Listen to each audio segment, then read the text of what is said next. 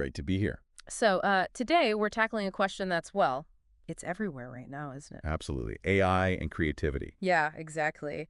Is artificial intelligence, with all these crazy advancements, is it becoming a threat to human creativity or maybe something that actually helps it? It's the big debate. It is. And we're grounding our chat today in some material from the English podcast show.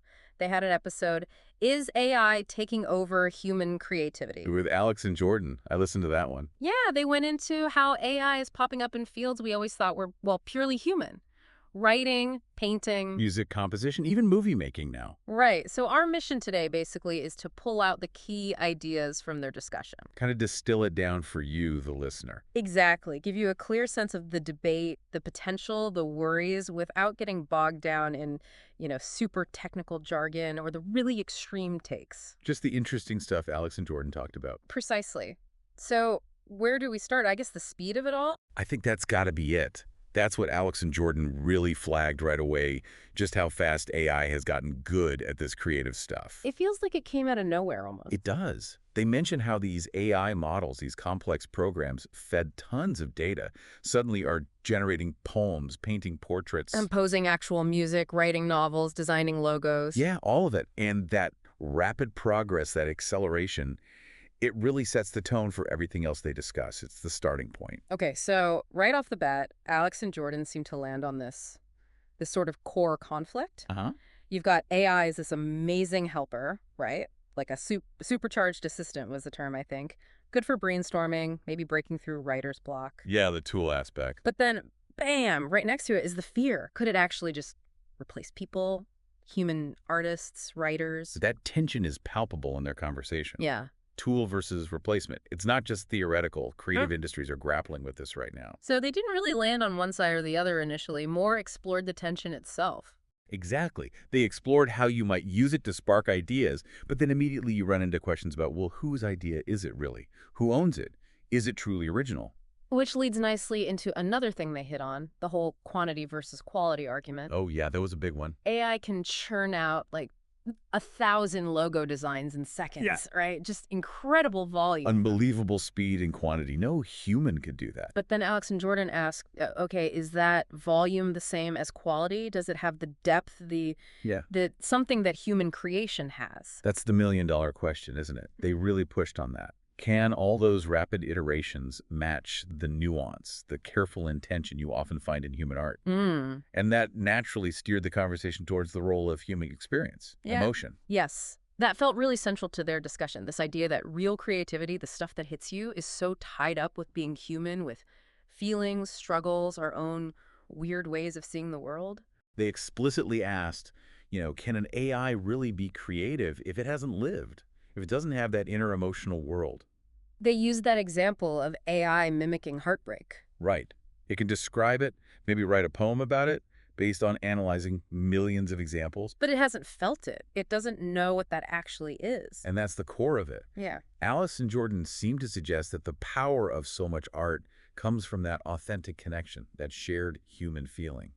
Can a machine, however smart, truly replicate that depth? It makes you pause, definitely. But then they brought up that AI painting that sold for a ton of money. Yeah, that threw a fascinating curveball into the mix. Because it forces you to ask, well, where does the meaning come from then? If the AI didn't feel anything creating it, but someone paid a fortune for it. Exactly. And their insight there was really interesting.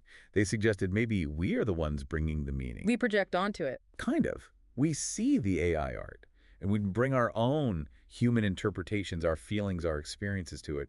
We sort of imbue it with a soul that the AI itself doesn't possess. Huh.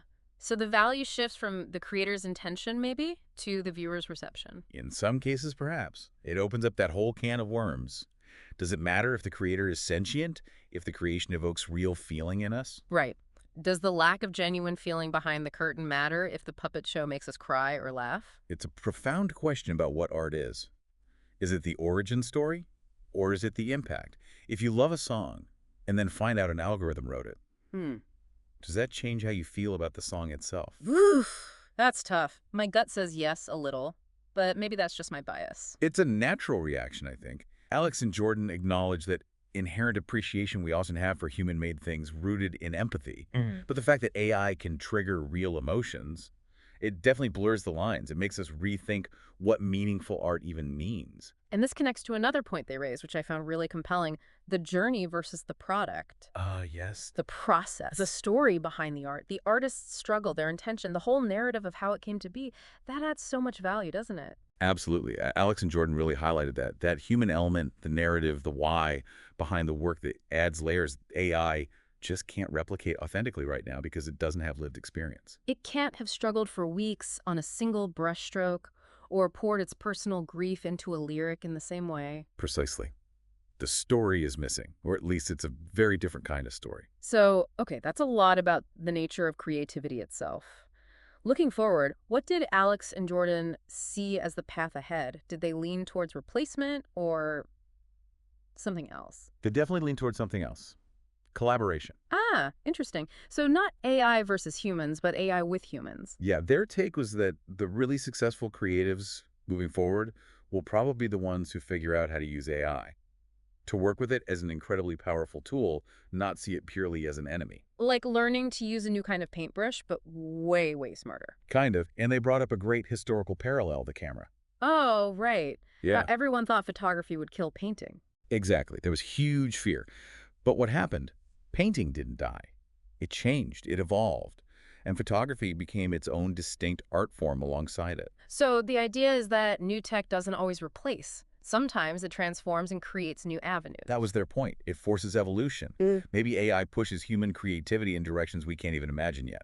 And they painted this picture, didn't they, of a future where AI could almost liberate artists, help them bring incredibly complex visions to life without being held back by, say, technical skill limitations. hmm Imagine having an idea so wild, so ambitious, and AI helps you actually realize it, overcoming those traditional barriers. Hmm. That's a genuinely exciting prospect they touched upon. It sounds like limitless creativity almost, which is exciting but also maybe a bit daunting. For sure, and they acknowledge that mix of real excitement about the possibilities, but also that understandable fear or uncertainty that always comes with massive change. It's the classic innovation tension, the thrill and the oh. Definitely. Alex Jordan framed it as a very natural part of the process when something this big comes along.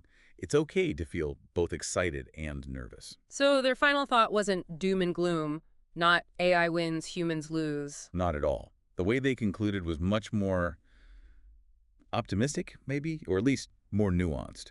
They framed AI not as the end of human creativity. But as what? A new chapter. Exactly. A potentially transformative next phase in the ongoing story of how humans create.